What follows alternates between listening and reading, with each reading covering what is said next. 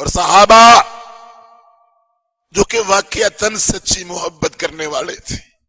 اصل نبی علیہ السلام کا عکس دیکھنا ہو تو صحابہ کی سیرت کا مطالعہ کیا کرو, صحابہ کرام کے حالات پڑھا کرو.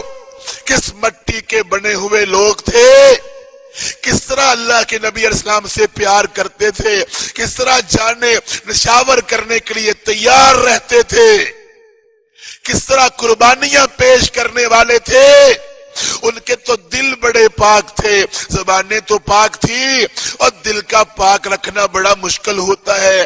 صحابہ کرام کے دلوں کی کیفیت کیا تھی, ان کے دل کیا چاہتے تھے, ذرا دیکھو. اللہ کے نبی اسلام فرما رہے ہیں میری امت کے 70,000 بغیر حساب کے جنت میں جائیں گے. ابھی اتنا اعلان کیا تو جلدی سے اکاشا اٹھے, اللہ کے نبی علیہ السلام میرے لیے دعا کر دو, مجھے اللہ ان میں شامل کر دے. آپ نے فرمایا تو ان میں سے ہے. دوسرا صحابی اٹھا, میرے لیے بھی دعا کر دو. کہا وقت گزر گیا ہے, سبق کا اکاشا سبقت لے گیا ہے. صحابہ بیٹھے ہوئے ہیں, اللہ کے نبی اسلام سوال کر رہے ہیں کون ہے جس نے آج صدقہ کیا ہو. ابو بکر صدیق فرماتے ہیں میں نے کیا ہے. کہا کون ہے جس نے بیمار کی تیمارداری کی ہو. کہا میں نے اللہ کے نبی کی ہے. کہا جنازہ مسلمان کا کس نے پڑھا. کہا میں نے پڑھا ہے. کہا روزہ نفلی کس نے رکھا. کہا میں نے رکھا ہے. فرمایا ابو بکر مجھے امید ہے جنت کے 8 دروازوں سے تمہیں آنے کے لیے آوازیں ملے گی.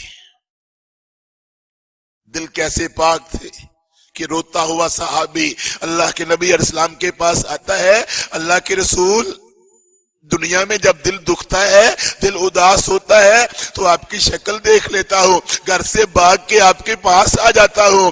اللہ کے نبی دل کو سکون ہو جاتا ہے. مجھے امید ہے فوت آپ نے بھی ہونا ہے, فوت میں نے بھی ہونا ہے, آپ نے بھی جنت میں جانا ہے, مجھے امید ہے جنت میں میں بھی ہوں گا, مگر آپ کا تو درجہ بڑا اونچا ہوگا, آپ کا تو مقام بڑا اونچا ہوگا. اللہ کے نبی علیہ السلام جنت میں جب آپ کی یاد آئے گی تو پھر کیا کروں گا, پھر کیسے آپ کا دیدار کروں گا, پھر کیسے آپ کا نظارہ کروں گا.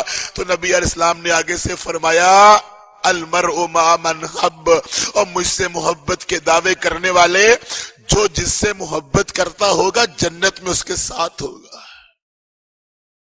وہ صحابہ تھے جو عالی شان مقام حاصل کر گئے. ذرا ان کی داستانیں پڑھو, کس طرح کے بہترین کردار پیش کر